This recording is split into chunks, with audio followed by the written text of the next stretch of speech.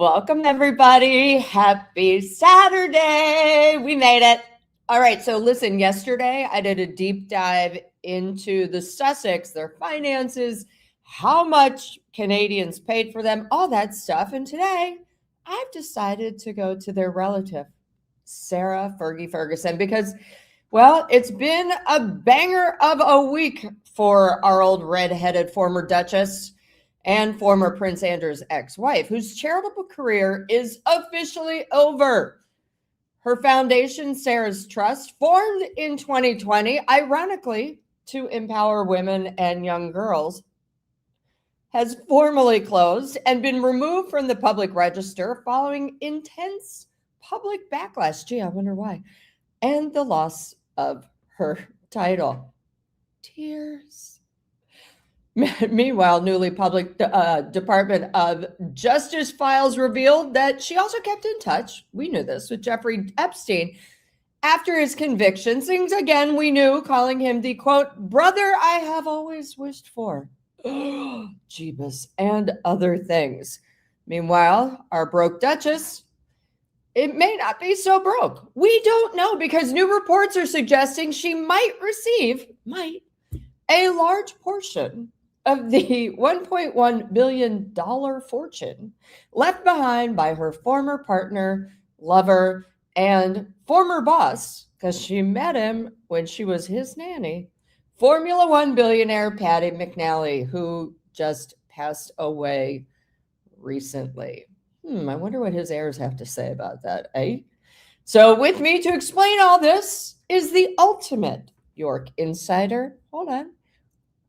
And my friend, Andrew Lownie, who literally, hi, honey. I mean, you literally wrote the book entitled The Rise and the Fall of the House of York that literally brought the family down. Thank you so much for joining me on a Saturday, my friend. Oh, not at all. Pleasure. Yes, well, it's an ongoing story and one that remains mysterious to us all. I know. All right, we're going to start with Epstein, because randomly the revelations don't keep coming and coming. There's always going to be more drops from the Justice Department. A lot of people don't realize that what's been out now, the dumps, were really only like 10% of what the Justice Department has. So they're going to keep on rocking. And in the emails, of course, in 2009, we learned that, just weeks after Epstein was released from prison in Florida, that she wrote to him and said, I've never been more touched by a friend's kindness than your compliment to me in front of my girls. Thank you, Jeffrey, for being the brother I've always wished for. I mean, kind of weird, because then, of course, she said, just marry me. Meanwhile, in April 26, 2011, sent just weeks after she gave a public interview to the Evening Standard, claiming she abhorred pedophilia, regretted taking 15,000 pounds from him, and promised to never have anything to do with Jeffrey Epstein ever again, she wrote, I know you feel hellaciously let down from me, from what you were either told or read, and I most humbly apologize to you and your heart for that. You've always been a steadfast, generous, and supreme friend to me and my family. As you know, I did absolutely not say the P word, pedophile, about you, but understand it was reported that I did. I was instructed to act with the utmost speed if I was to have any chance of holding on to my career as a children's author and a children's philanthropist. Of course, she later wrote that because she was bedridden with fear. And to be fair, Epstein had employed a publicist named Michael Citrick, who, I had some run-ins with him, and he was scary as shit and quite a bully. And Citrick had told Epstein to threaten to sue her. So, I get it. But the question I have for you, Andrew, is, what is the real Fergie? Was she scared of him, or did she just want his money, or did she really kind of fancy him? And are there more emails that we are going to be seeing? Well, I'm sure there are more emails. I mean, you talked about 10% of material being released. I mean, the Department of Justice has talked about, I think, 3.5 million emails, or pages rather.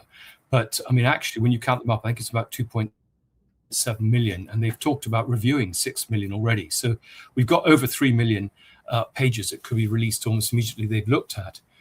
Yes, there will be more stuff coming about Fergie. Funnily enough, I was seeing one of my sources yesterday, and there seems to be a campaign to get Fergie.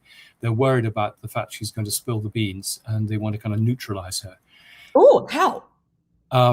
But this is all transactional. I mean, Right, but Andrew, when you say they want to get her, do they want to arrest her like Andrew, or do they want to corner her? And how would it be transactional? Well, I think they want to discredit her. I mean, the relationship that's transactional is the relationship she has with all these much older, much richer men. And that, of course, was the great attraction for Patty McNally. And she kept in there. I mean, the way she kept in with Andrew pretty much until he lost his title in his home. She kept in with McNally and was staying there, indeed, in the last few months of his life. And he always felt a bit like Andrew, emotionally manipulated by Fergie. And she kind of used these men, worked on them, and made them feel guilty for the way they behaved. And as a result, was able to kind of exploit both of them for well, pretty much until now. So, yeah, there does seem to be a concern that Fergie is going to go rogue. I mean, the one that's always been kind of kept her in line is the fate of her daughters. But there seems to be a growing realization the daughters are just mini Fergies. They've been monetizing their royal position, and they're going to be cast adrift. And I think if she feels that's the case, there's nothing really to keep her inside the tent now. I think there's a very strong sense of revenge there. I mean, she is someone who is very loyal to her friends, but is very, very determined to come after people she feels have wronged her. But you're absolutely right about Citric. I mean, there was a big campaign after she kind of publicly disowned Epstein, who was appalled because actually he'd given her millions, not the 15,000 everyone's talked about. And they were going to feed stories to the press and all sorts of things. But I mean, she was staying in Epstein's flats until 2015-16 at East 66th Street. So, all these things are very quickly forgotten, and she gets back in there. And of course, it wasn't just that she was sending her daughters to meet sex offenders. She was sending her goddaughter, the daughter of Caroline Cottrell, to go and stay in the flats at East 66th Street. Daughters were being sent to P. Diddy's sex parties. They were being brought to Peter Nygaard in the Bahamas. And for a woman who claims that she's a championing women who've been sex trafficked, this isn't a good look. And I think people have kind of got wise to her. And that's one of the reasons I think also the charities are being closed down. I mean, everyone is now investigating, well, the Charities Commission are now investigating so many of her charities her daughters ran, the Anti-Slavery Collective. There's a charity that she set up with an old boyfriend, Manuel Fernandez, which has gone rather quiet, but he's absconded with money and disappeared. Well, this is interesting. So, all the businesses, of course, have been closed down. God, well, we're going to get into that in just one second. But there is a question that someone just asked. That's a very good one. Why do all these men keep giving her money? I get why Epstein gave her money. He wanted her connections. He wanted her in. He wanted to use her name. Why would somebody like Patty McNally, who is already loaded, give her money? Why would other people like Patty, who are already loaded, give her money? And Patty had his own connections. He was head of F1, for Christ's sake. We are going to get into Patty more, by the way, in about 10 minutes. But just quickly, sure. Why do these men give her money? She ain't like, she's not the kind of girl that you think you would give money to, Well, she can be very charming, very persuasive. I mean, I talked to a personal assistant, and she said that almost every social occasion was about trying to lure them into some sort of business deal. She often sweetened the deal, so she had a physical relationship with a lot of these men. A lot of these men liked the fact that she was, close to royalty. It gave them extra credibility. They were invited to Buckingham Palace and were able to kind of market themselves and their links to royalty. And a bit like Epstein, they kind of thought this might be the way into business elsewhere. The lure of royalty we can't get away from is very attractive to a lot of people. And we saw it with Johnny Holland, who's a Chinese businessman with close connections to both the North Korean and Chinese governments. And she was a brand ambassador for him. And he was always putting up pictures of her. She was paid huge sums of money, which neither he nor she could explain what they were for. She was involved in something called Gate Ventures of his, a director there, where he was giving her, it was actually a theatrical company, and he was giving her money for her Ginger and Moss business. Gate Ventures, basically, they went through all the Gate Ventures money, which came from small investors in China. And he kind of squandered it on people like Fergie. So it is extraordinary. But she could bring people together. She was very good at networking. That's what the charities are all about: laundering her reputation, enhancing her social life, introducing possible business partners. And people wanted a bit of that action. They kind of wanted to piggyback off her. So everything was transactional.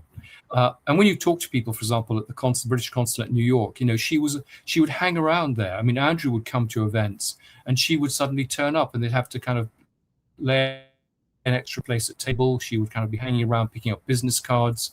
And the children were the same. They were brought on some of these trade trips with all the attendant security costs in order to pick up useful business cards, which, of course, they're exploiting to this day.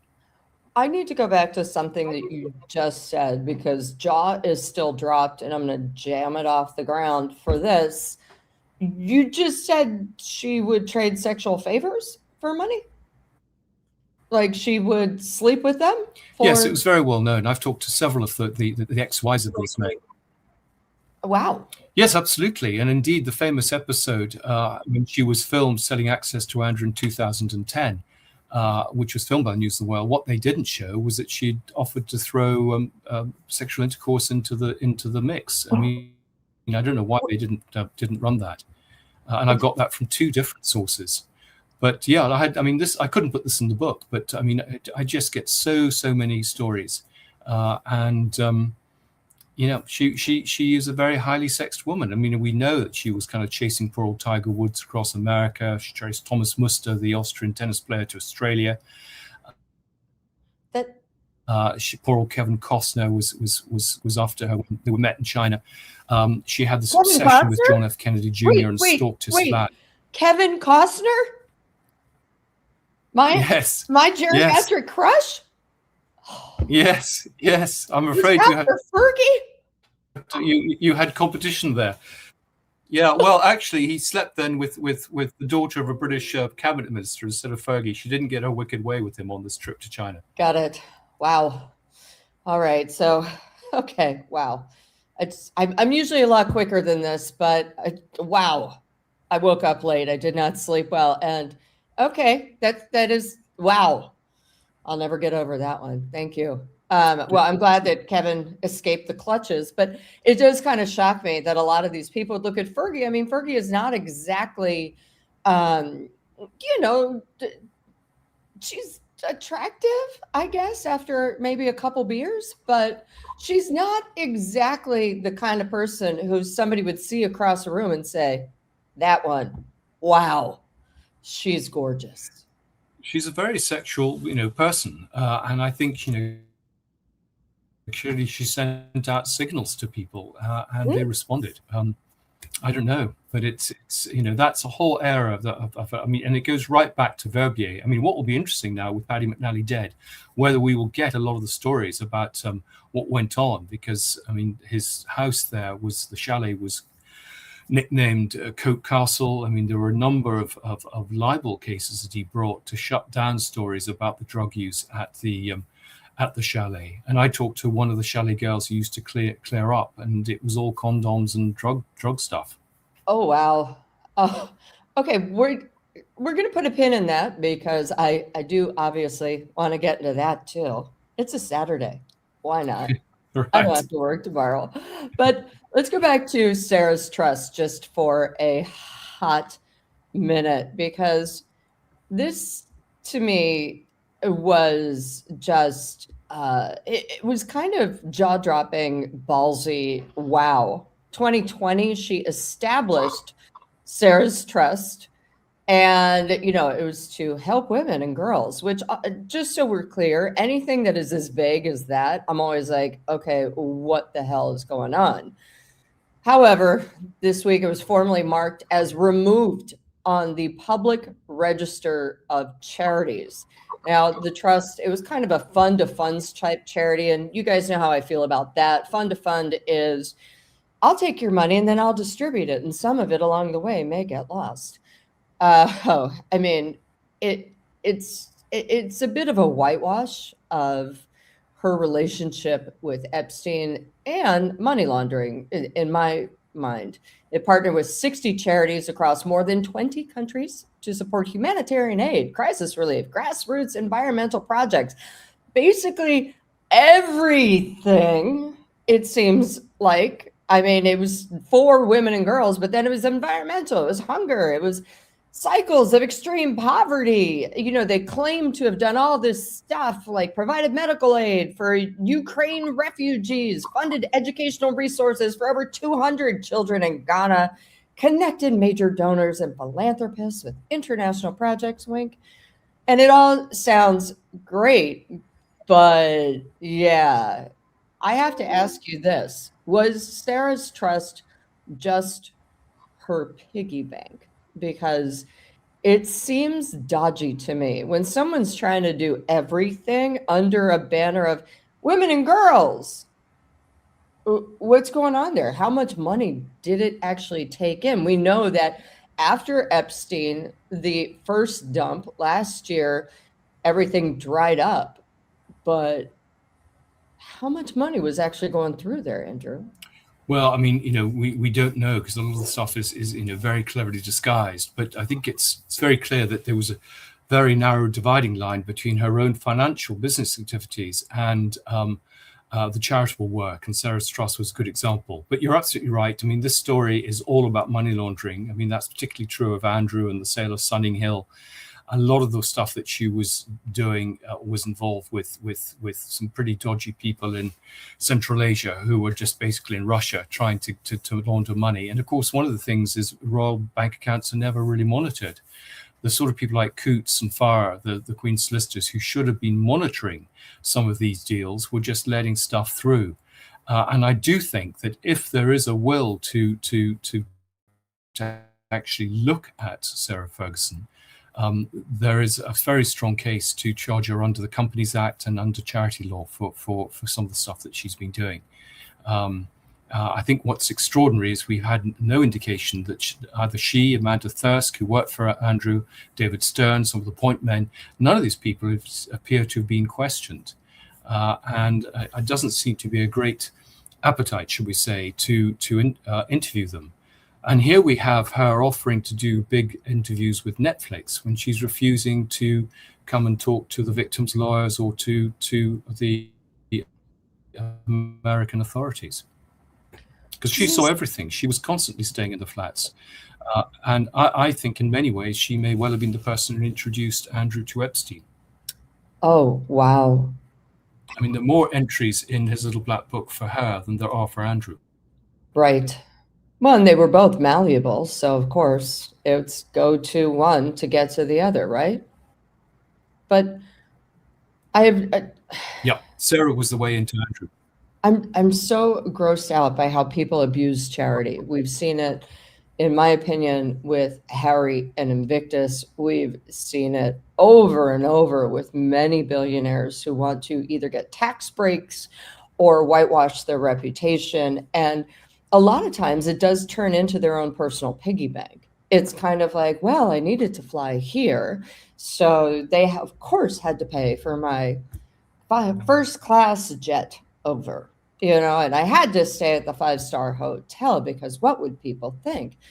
But it seems that she's had this thing for luxury her entire life. Here she is, Now, this is before she met Andrew. And in fact, this is the man who introduced her to Andrew, Patty McNally, race car driver, then formed and made F1 into what it is.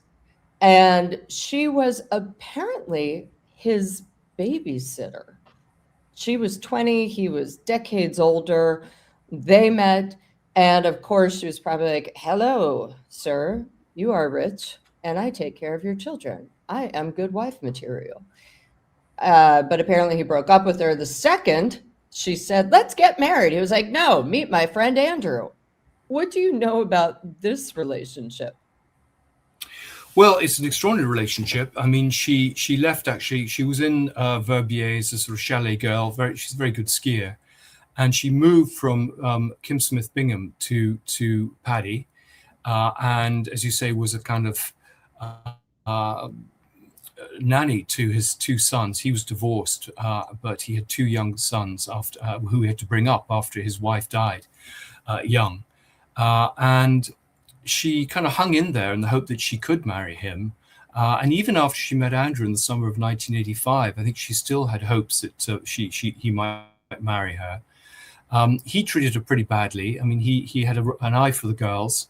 He would often pick up girls at the farm, which was the local nightclub in Verbier, bring them back and kind of say to her, well, you can go to the spare room or you can join us. It's up to you. And he kind of ritually humiliated her.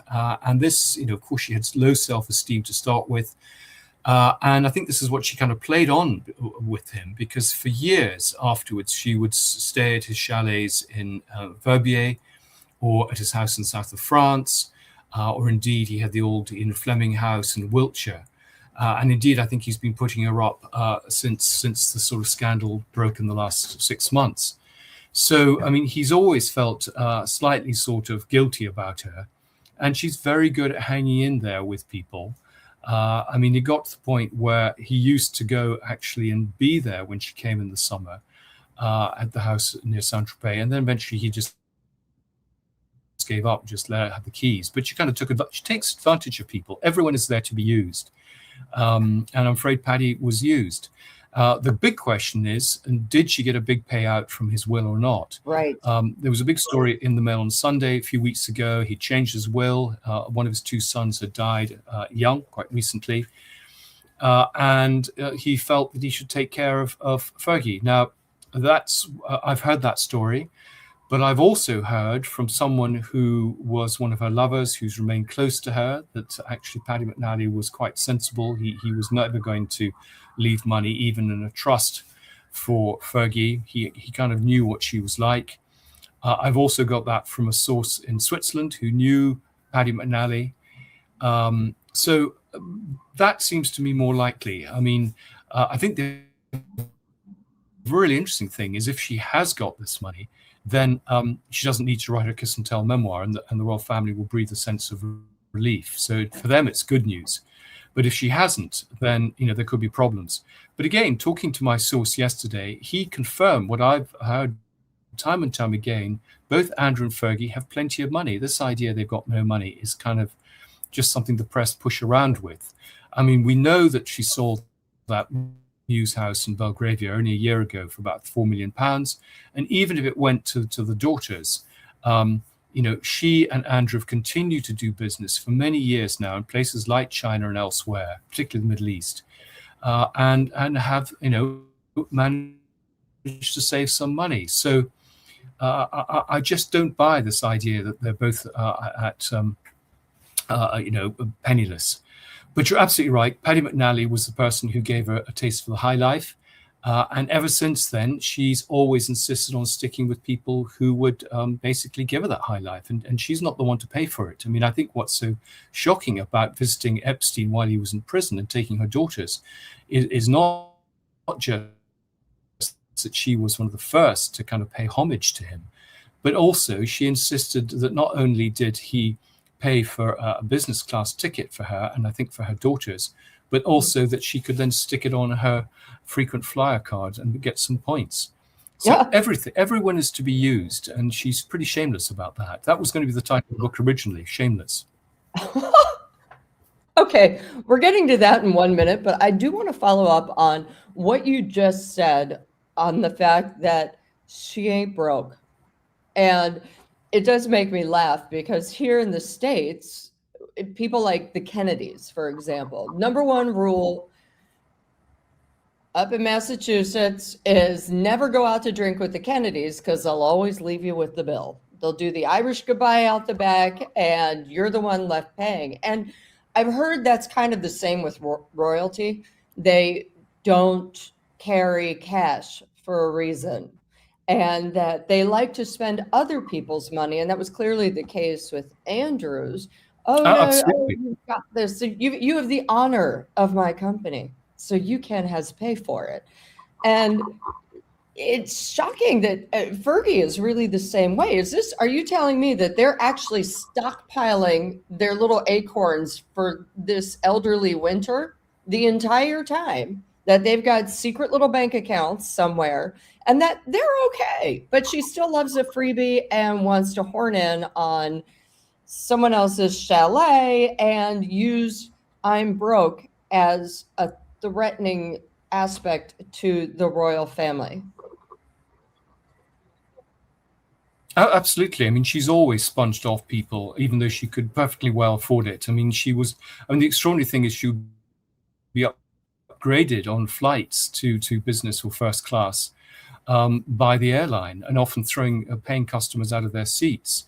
So, why would you bother to buy a first class ticket if you knew you're always going to be upgraded?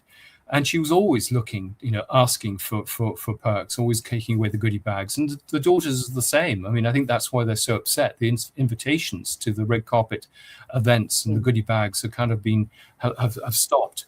But yeah, the Yorks have accounts. I mean, Andrew has accounts in China. He's very close to a number of Chinese individuals. Their offshore accounts, their nominee accounts. He's still been working with people like David Rowlands.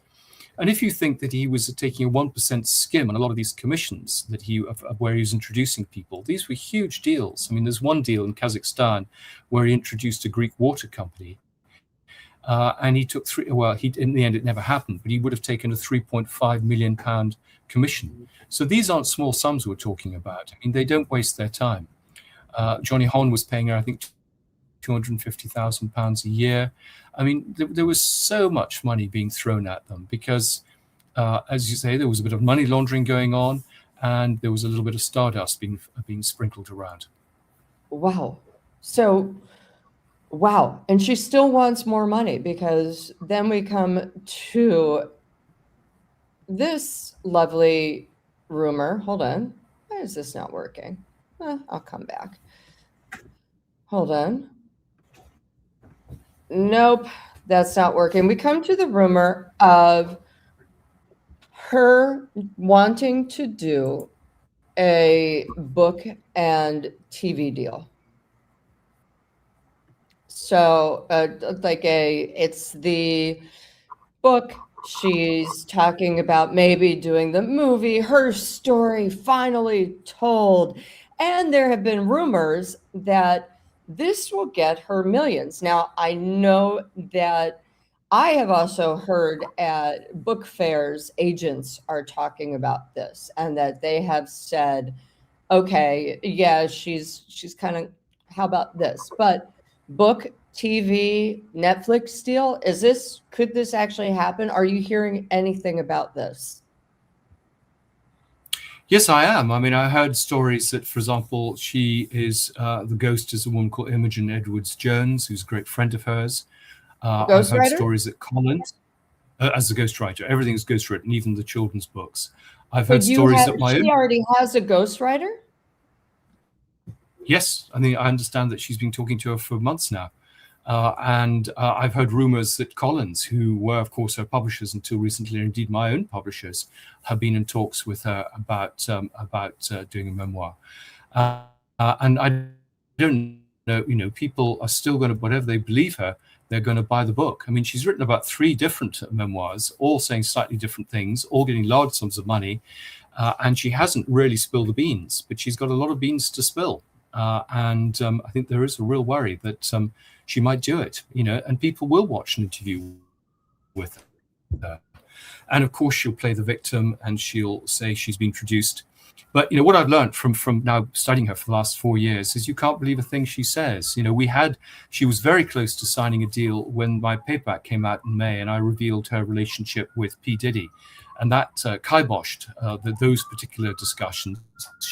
She came out, both she and P. Diddy came out denying the story. And then they kind of said, I just made stuff up. And then actually Roger Bones, P. Diddy's former head of security, actually did an interview with Australian television saying it's actually absolutely all true. So there she was on the record saying these are false allegations. And there was P. Diddy's own head of security publicly saying absolutely not. Wow. And that's, by the way, for people watching. So I think I would just... For people watching, I just need to say the allegations were that P. Diddy and Fergie had a sexual relationship that they both denied, but it was later proven by his head of security to be true. Good job on that one, Andrew. Also, you made me lose my breakfast for a minute. Thank you. Well, he's just one of, she's very into rappers. She likes bad boys. So, that doesn't surprise anyone. Yeah, that revelation was absolute oral Ozempic for me. I appreciate you. But do you think, because she is so vengeful about the royal family right now, do you think she would say things that would basically mean King Charles should have to step down? Well, I think she can do two things. She can talk about her close relationship with the Queen, which is, again, part of her fantasy. She can talk about her relationship with Diana, which, again, is not entirely, shall we say, accurate. She can put the boot into some of the members of the royal family that she's sort of kind of fallen out with. And Charles might well be one of them. We've got to remember that, she claimed to, be supporting Andrew and the happiest divorced couple ever, but she's kind of disappeared. There's been no visits to see Andrew in his exile in Sandringham. The whole family is fractured. So, I think the great worry is that she does have stories about Andrew and about his private life that she could go public with. So, yeah, she's got things that would be of interest to newspaper publishing and film executives. The question is she prepared to blow everything up to make some money? Is she that desperate? And, her daughters, if the daughters are distancing themselves as they are, they're caught between, do they want to kind of hang in with the royal family, or do they try and keep in with their parents? And they're walking a tightrope at the moment. They're in public, kind of slightly distancing themselves from the parents. Eugenia is saying she doesn't want to father at the birth of the child. But, who knows what's going on behind the scenes. But, the royal family beginning, having kind of played this line that they're going to try and keep everyone inside the tent, they're beginning to realize that they're toxic to the reputation of the royal family. William, Catherine, Sophie, and others Camilla are really getting the message across that they should just cut the Yorks loose, that they're bad news. This has been described as a crime family, and all of them. The daughters refused to have an audit of their business activities. They've continued to flaunt, going out promoting Saudi banks and stuff. That's not the look if you're trying to earn brownie points with the royal family for best behavior. You're in the book industry. You've written many books. What do you think Fergie could get for a true tell-all? And what do you think she could get with, say, a Netflix deal? And have you heard that somebody like a Netflix is sniffing around? Well, Netflix is absolutely fascinated by the Epstein and York story, so it wouldn't surprise me that there's interest there. It's a good commercial proposition. Difficult to say, because I think what she might get, because it just depends how much she's prepared to spill. She's been very adept over the years at just spilling enough to get quite large advances. She's been getting, six-figure advances from people like Simon Schuster for saying very, very little. And we've got to remember that she did sign an NDA when she got divorced, not to spill the beans. But she doesn't seem to have remembered that. And it's slightly ironic that she comes after members of staff, anyone who speaks out about working with her. She's pretty ruthless. And I, for example, talked to a temporary cook who worked for her about 30 years ago, who refused to even confirm whether they'd actually been a cook. Wow. So it is a real worry. A lot of members of staff were just absolutely terrified of talking to me. She would get even the temporary manicurist to sign an NDA.